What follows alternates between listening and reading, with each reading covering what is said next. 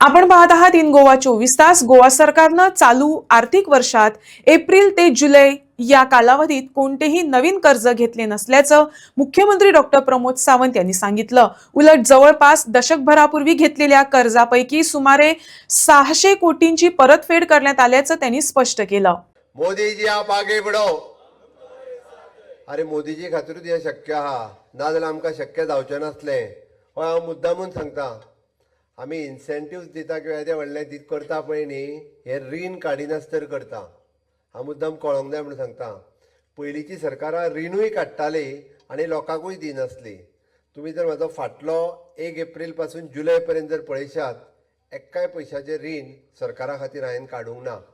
आणि 10 वर्सां पयलीं काडून दवरलेल्या रिणाचे 600 कोटी रुपया ह्याच 4 म्हयन्या खातीर भरल्या।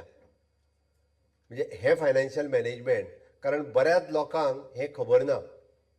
कारण सरकार चलयता आसतना वेगवेगळ्या गजाली खातीर पयलीं रिणांत काडची पडटाली आनी म्हणून हांवें म्हटलें मोदीजी खातीर आमकां हें शक्य आहा, अदरवायज आमकां हें पॉसिबल नाशिल्लें।